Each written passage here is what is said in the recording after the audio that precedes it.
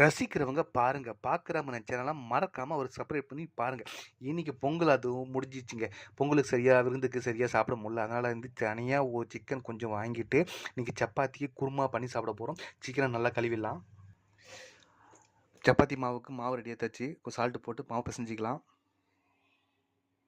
சிக்கனை நல்லா வந்து மஞ்சள் போட்டு கழுவியாச்சு. இங்க பாருங்க தனியா லெக் பீஸ் வாங்கியிருக்கு. எனக்கு மட்டும் இது. சரிங்களா? அதுக்கப்புறம் பார்த்தீங்கன்னா சப்பாத்தியை தண்ணி ஊற்றி நல்லா கொஞ்சம் பிசைஞ்சாச்சு. சரிங்களா? பதத்துக்கு தகுந்த மாதிரி சப்பாத்தி போட்டு நல்லா சாஃப்டாக கொண்டு வந்துடலாம்.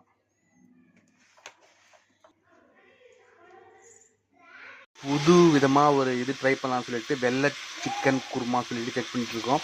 எல்லாமே ஒரே மாதிரி செஞ்சால் எப்படி, அதனால் நாங்களும் வந்து புதுசாக ஒன்றும் செய்யலை. மற்றவங்க யூடியூப்பை பார்த்து தான் ட்ரை பண்ணிகிட்ருக்கோம். புது விதமாக வெள்ளை குருமா சிக்கன்றதுக்காக ட்ரை பண்ணி எப்படி வருதுன்னு உங்களுக்கு காமிக்கிறேன். மறக்காமல் பாருங்கள். தக்காளி சாப் பண்ணியாச்சு. அதுக்கப்புறம் பார்த்திங்கன்னா தேங்காய், பச்சை மிளகாய் எல்லாமே சாப் பண்ணி மிக்ஸியில் வச்சாச்சு. அப்புறம் முந்திரி, முக்கியமாக சோம்பு தூக்கலாக இருக்கும் பாருங்கள். ஒரே ஒரு தக்காளி,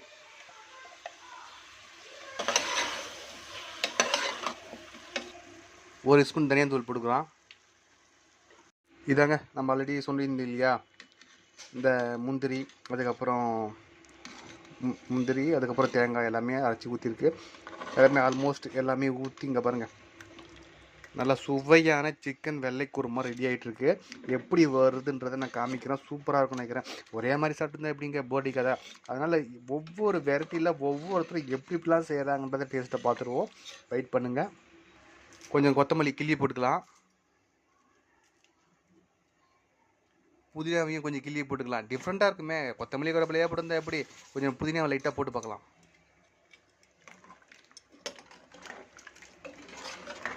சிக்கன் வெள்ளைக்கறி குருமா ஆல்மோஸ்ட் ரெடி ஆகிடுச்சு. கொதிச்சிச்சு.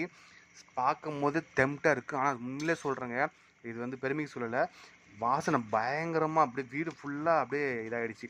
மற்ற டைமில் கூட அந்தளவுக்கு இல்லை, இது செம்ம வாசனையாக இருந்தது. சப்பாத்தி ஆல்மோஸ்ட் உண்டை பிடிச்சி ரெடி. மாவு நல்லா கொஞ்சம் ஊறிடுச்சு. 1 ஹவருக்கு மேலே சப்பாத்தி போட்டு எடுத்த வேண்டியதான். எப்படி இருக்குதுன்னு உங்களுக்கு காமிக்க போகிறேன். செம்மையாக இன்றைக்கி சம்பவம் தான்.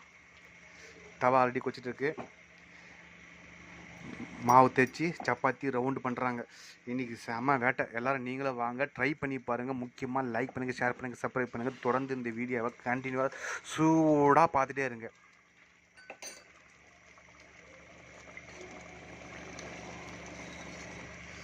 லெக் பீஸ் பிடிக்கிறவங்க லைக் பண்ணுங்கள். வெறும் பீஸ் பிடிக்கிறவங்க மட்டும் கமெண்ட் பண்ணுங்கள். எல்லாமே பிடிக்குதுன்னா சப்ஸ்கிரைப் பண்ணுங்கள். பாருங்கள், வெள்ளை குருமா சிக்கனும் நல்லா பஃப்னு சப்பாத்தி ரெடி ஆகிடுச்சு.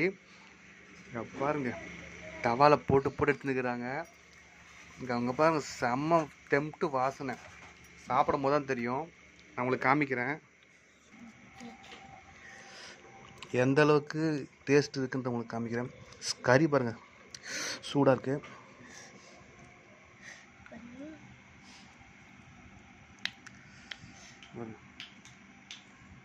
ஆவி பறக்க பறக்க சிக்கன் நல்லா பாருங்க, அப்படியே சாப்பிட்டா ரொம்ப இதாகிடுச்சு.